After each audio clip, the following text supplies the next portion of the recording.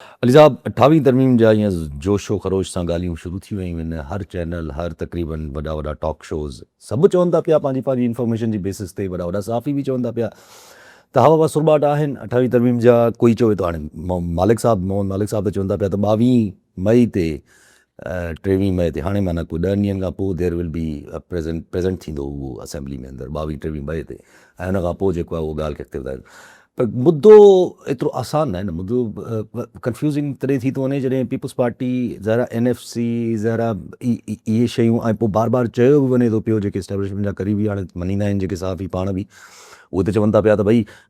Establishment अंदरि इहा रखी वई आहे, सोच थी पाई वञे त जॾहिं पीपल्स पार्टी खे उहिदा पिया खपनि त असां उहिदा बिल्कुल सभु वरिता, पर हाणे जॾहिं ज़रूरत आहे NFC में ऐं इन्हनि शयुनि में त पीपल्स पार्टी जेको आहे उहो सहकार नथी करे। त हाणे ज़ाहिर आहे पोइ हुते कल्ह आमिद मीर जे प्रोग्राम में पीपल्स पार्टी जा साहब बि हिकिड़ा अगर रफ़ीला साहब बि वेठा हुया, उहे त क्लियर चवनि पिया we are going to opposition. 28वीं तरमीम ऐं पीपल्स पार्टी छा मौक़िफ़ इख़्तियार कंदी, इहा बहस आहे। छाकाणि त इहा त हाणे राज़ न आहे त NFC में मर्कज़ जो शेयर वधाइण जी ख़्वाहिश, सूबे जा कई सूबाई खाता, mines and minerals, population, health, education, इहो वफ़ाक़ में वापसि खणी वञण जी ख़्वाहिश, सूबा टुटी वञनि, इहा ख़्वाहिश इहा इस्लामाबाद में मौजूदु आहे। लेकिन इन्हनि सभिनी कमनि करण लाइ आइन अगरि मुल्क में मौजूदु आहे जेको आहे, त उन लाइ तव्हांखे आइन में तरमीम करणी पवंदी, ऐं आइन में तरमीम करण लाइ तव्हांखे पीपल्स पार्टी जी या PTI जी ॿिन्ही मां कंहिं हिकिड़े जी सपोर्ट जी ज़रूरत आहे। बल्कि PTI अञा एतिरो पूरो न करे सघंदी, अलाही घटिजी विया आहिनि, न ठीकु आहे। सुनी 93 सो बहस इहो आहे त आइनी तरमीम अचे पई, 28वीं तरमीम, ऐं पीपल्स पार्टी उन ते ख़दशात ऐं तहफ़ुज़ात रखे थी, छाकाणि त हू 28वीं तरमीम मुबैना तौर ते जेका हिननि जी पंहिंजी 18वीं तरमीम हुई उनखे वेढ़े छॾींदी, ख़तमु करे छॾींदी। पर बिलावल भुट्टो ज़रदारी अॼु पंहिंजे पार्टी इजलास खां पोइ जेको मीडिया सां ऑफिशियली टॉक कई आहे, हाणे पाण सरकारी ॻाल्हि कयूं था, ऑफिशियल टॉक में इहो चयो अथसि त असां सां कंहिं राब्तो न कयो आहे हिन महिल ताईं, सुभाणे कंदा त पोइ सुभाणे जवाबु तव्हांखे ॾींदासीं। प्रेस सहाफ़ी खे हुन जवाबु इहो ॾिनो, हींअर ताईं त अहिड़ी असां सां कंहिं राब्तो न कयो आहे। हा, बजट जे लाइ असां सां राब्तो कनि था असीं, हुन में उन्हनि जी पोइ ॾिसंदासीं त छा थी सघे थो। मेंबर कमेटी ठाहे करे। हाणे बजट अगरि त सिंपल पास कराइणो आहे, बसि जीअं थींदो आहे अंगनि अखरनि जी फेरफार हूंदी आहे, एतिरो टैक्स हिन ते वधाए छॾियो, एतिरो टैक्स हिन ते घटाए छॾियो, त उहा त पीपल्स पार्टी गुज़िरियल 2 सालनि खां पास कराईंदी अचे, सपोर्ट कंदी रही आहे।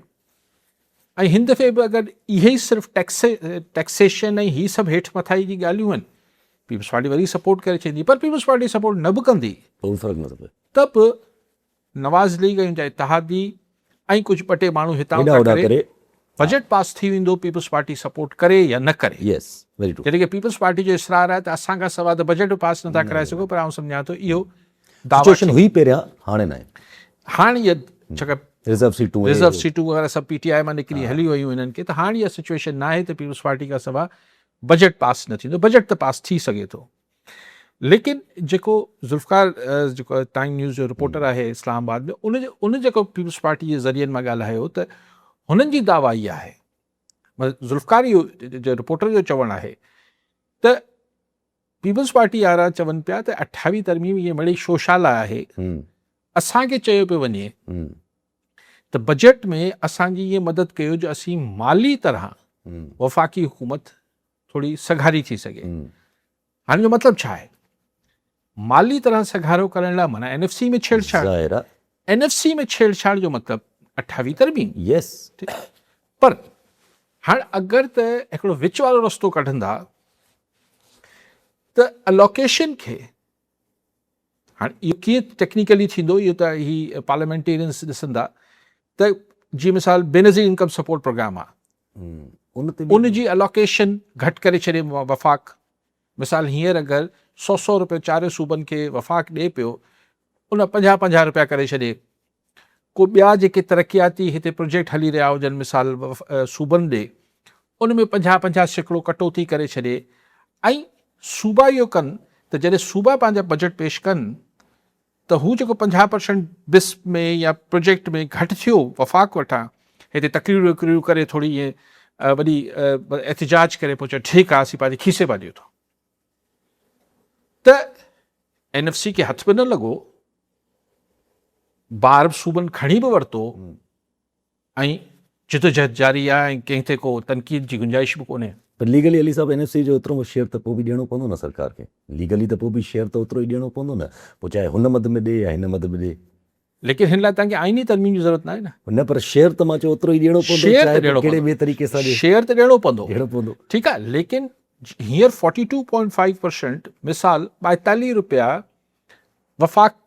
खे ख़र्च 42.5 रुपया वफ़ाक़ खे मिलनि पिया अगरि हुन 42.5 रुपए में हू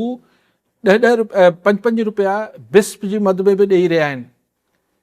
त अगरि वफ़ाक़ पंहिंजा पैसा माना पंहिंजा पैसा घटाए बसि पंहिंजा पैसा घटाए छॾे अगरि बिस्प प्रोग्राम में बेनज़ीर इनकम सपोर्ट प्रोग्राम मां ऐं सूबा उहो बार खणी वठनि हाणे मूंखे जी लीगलिटी जी लेकिन कॉमन सेंस इहो चए पियो त इहो हिकिड़ो तरमीम खां सवाइ हिकिड़ी गुंजाइश कढण जी कोशिशि बि थी सघे थी त तरमीम न बि थिए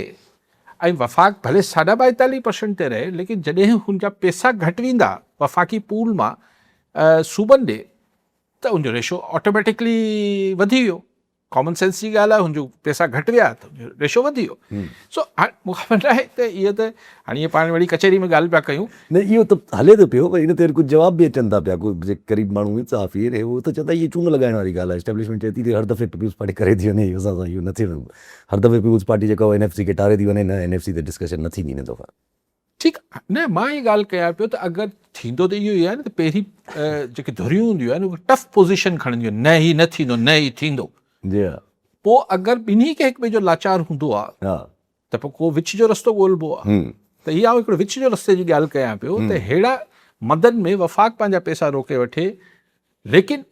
हिन में माइंस एंड मिनरल्स जेको वठणु चाहे पियो वफ़ाक़ उहो न वेंदो हिकिड़ा माण्हू त ॻाल्हि कनि पिया जीअं ही आफ़रीदी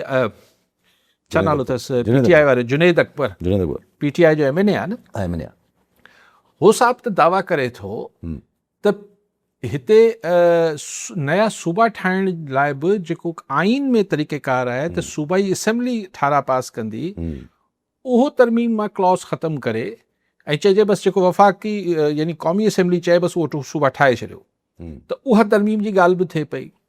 जुनैद अकबर PTI वारी दावा आहे त पीपुल्स पार्टी जेको फॉरवर्ड ब्लॉक ठाहिण जी कोशिशि थिए पई हाणे इहे ॻाल्हियूं जेके हींअर मूं कयूं इहो तव्हांजी ॻाल्हि सां ठहिके थो त अगरि इस्टेब्लिशमेंट तइ करे वेठी आहे त न NFC ते असीं कॉम्प्रोमाइज़ न कंदासीं त पोइ फॉरवर्ड ब्लॉक या छा ब्लॉक पर बिलावल भुट्टो ज़रदारी साहिबु चए थो त मुंहिंजी मर्ज़ी खां सवाइ को MNA वोट न कंदो त इहे सभु ॻाल्हियूं करण जी ज़रूरत छो पई थिए मतिलबु खिचड़ो जेको बि आहे उहो पचे त पियो ऐं हाणे ईअं भरिजी आया आहिनि अॼु पाण 14-15 तारीख़ ते वेठा आहियूं बजट पेश थियणो आहे 9 जून 15 मतिलबु 8 खां पोइ यू कांट डू 8 एंड बल्कि 7 खां पोइ तव्हां जेको आहे उहो का बि क़िस्म जी कानून साज़ी नथा करे सघो 7 जून खां पोइ नथा करे सघो जेसिताईं त 7 ॾींहं हू झलियो आहे 22-23 ॾींहंनि लाइ हिन मुल्क में इहो वॾो हिकिड़ो थरथलो हूंदो ऐं बिलावल भुट्टो ज़रदारी साहिबु चवाणी त हुननि सां त अञा केरु राब्तो ई न कयो आहे दिस इज़ स्ट्रेंज ठीकु आहे मीडिया कंज़म्पशन लाइ बि हू ॻाल्हि करे सघनि पिया पर अगरि हुन सां ऐं राब्तो ई पीपुल्स पार्टी सां अगरि हुननि न कयो आहे त छा फ़िलहालु इहे ॿ ॻाल्हियूं थी सघनि थियूं हिकिड़ो इहो आहे त बिल्कुलु जीअं बिलावल साहिबु चवनि पिया त कंहिं राब्तो ई न कयो ॿियो इहो थी सघे थो त न्यापा नड़ा मोकिलिया विया हुजनि त बिलावल भुट्टो ज़रदारी साहिबु सोचींदो हुजे त भई अगरि कंहिंखे ॻाल्हाइणो आहे त ऑफिशियली अचो मूंसां नेगोशिएट कयो पीपुल्स पार्टी लाइ टफ सिचुएशन क्रिएट पाण सिंध में पाण खे महसूस बि थियो पिए त थिए पई ऐं पाण इहो चयो पियो त कुझु न कुझु त पची रहियो आहे बट एतिरी तकड़ अथनि त 20-25 ॾींहंनि में कुझु करिणो आहे त जॾहिं एतिरी तकड़ अची वेंदी आहे यासिर त पोइ माना शयूं बिल्कुलु हथनि मां निकिरी सघनि थियूं यस बिकॉज़ हू कंट्रोल केओस न रहंदो उहो पोइ वरी ही कंट्रोल केओस न आहे इहो अनकंट्रोल्ड केओस हूंदो सो लेट्स सी कि पोइ छा पीपल्स पार्टी ही जेको हाणे हुन खां पोइ जेको ऑनस्लॉट थींदो ज़ाहिर पूरी ॾमर ईंदो उन लाइ तयारु आहे या न आहे।